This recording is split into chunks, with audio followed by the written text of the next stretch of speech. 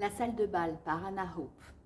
La salle de bal, c'est un roman que j'ai mis du temps à lire puisque je l'avais découvert grâce à Escapage Plus, le prix littéraire de l'Indre. Et puis il était toujours emprunté, et puis j'avais d'autres lectures à faire, mais il m'était resté dans l'esprit et ô combien je remercie Escapage de m'avoir fait découvrir ce roman qui est probablement un des plus beaux que j'ai lus. Alors l'histoire en 2 mots, c'est l'histoire de Ella qui rencontre John dans un asile psychiatrique anglais au début du XXe siècle, en 1911. Or en 1911, quand on va dans un asile psychiatrique, c'est souvent parce qu'on est pauvre et que si on est pauvre, c'est que quelque chose ne va pas, quelque chose au niveau psychiatrique. Voilà, et dans cet hôpital psychiatrique, Séville, alors Séville c'est un grand mot, exerce un médecin qui lui-même va être victime d'une société complètement corsetée, qui est la société anglaise, qui est en fait la société européenne de l'époque, où on ne peut pas se rencontrer et aimer en liberté. Et ces 3 personnages sont 3 personnages empêchés, mais 3 personnages remplis de sentiments. Et leur histoire est contée avec un lyrisme, avec une force. En fait, c'est un roman extrêmement puissant et qui nous prend et qui nous emmène et qui nous montre des choses, qui nous fait comprendre des choses justement sociales, des choses politiques en fait, mais sans appuyer, sans mettre le point sur le i. Le point sur le i, c'est nous qui le mettons. En fait, c'est le lecteur qui est amené à le mettre lui-même. Et voilà, c'est un roman qui nous emporte et qui est d'une beauté magnifique. L'écriture est d'une grande fluidité, les paysages existent vraiment, les personnages sont extrêmement denses. Voilà, c'est le genre de roman qu'on garde pour toute la vie, en fait. La salle de bal par Anna Hope, à lire absolument. Un roman qui vous change.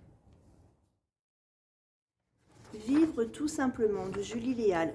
Si on se fie à la couverture, vous voyez une couverture un peu kitsch.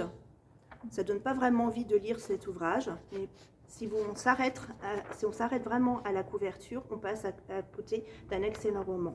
Donc Vivre tout simplement, c'est le premier roman de Julie Léal. Donc c'est une jeune femme journaliste. Donc Vivre tout simplement, c'est l'histoire d'Antoine. Antoine est célibataire et il est croque-mort. Il a repris l'entreprise familiale après le décès de son papa. Au tout début du livre, on a l'impression de lire un peu les aventures de Bridget Jones, mais au masculin. Et bientôt, donc Antoine fait la rencontre de Camille qui pousse la porte de son échoppe de mortuaire et qui lui pose des questions un petit peu alambiquées. Très vite, il pense que cette personne est un peu folle et un peu simple d'esprit, mais au lieu de la pousser vers la porte, il va s'attacher à cette personne et va découvrir qu'en fait Camille vient le consulter pour préparer ses obsèques. Elle est atteinte d'une maladie incurable et elle vient pour préparer ses obsèques avec Antoine de manière à éviter tous les tracas administratifs à sa maman et à sa petite fille de 3 ans. Donc ce petit livre, parce que c'est un petit livre, permet de découvrir l'histoire de Camille et d'Antoine. Les deux se soutiennent mutuellement. Antoine prépare le départ de Camille et Camille aide Antoine à ressusciter, entre guillemets, et trouver une vie équilibrée. La fin, bien entendu, n'est pas une surprise, mais c'est un livre que l'on termine avec tristesse. Alors on pleure, on rit. Bien entendu, à la fin, voilà, on verse sa petite larme, mais c'est un livre porteur d'espoir et qui fait vraiment du bien en ces temps un peu compliqués.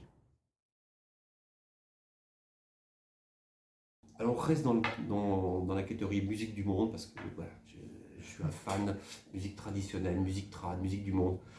Et là, excusez-moi, je faisais mon jeune homme, un vielleux ou un vielliste, il paraît que les deux se disent, vielleux ça fait un côté gna gna gna, vielliste ça fait ouh, qui s'appelle Pierre-Laurent Bertolino, et qui est un petit peu dans la même mouvance que notre célèbre Grégory Jolivet, qui peut-être un jour viendra avec moi et on vous parlera comme ça en direct ou pas de tout ce qu'il fait et de tout ce qu'il va faire et des choses vraiment merveilleuses. Pierre-Laurent Bertolino et Gurvan Le Gac, un breton, Un superbe disque, comment dire, d'ambiance, mais pas que, comme ça, mettre en fond sonore et puis se laisser. Et le disque s'appelle Ubiquité. Donc Bertolino Le Gac, les deux musiciens, Gurand Le Gac qui joue de la flûte traversière, et Pierre-Laurent Bertolino, vielle à roue, électroacoustique, attention, parce que c'est pas la vielle à roue avec crin, crin, crin, crin, crin, c'est électroacoustique, donc ça donne tout de suite une autre dimension. Même chose que ce que fait Grégory Jolivet, notre célèbre Grégory, qui peut en 5 minutes passer du répertoire le plus traditionnel, une bonne vieille bourrée bien de chez nous, à des choses vraiment très très modernes, limite électro, même électro. Et voilà, eh bien, à écouter absolument.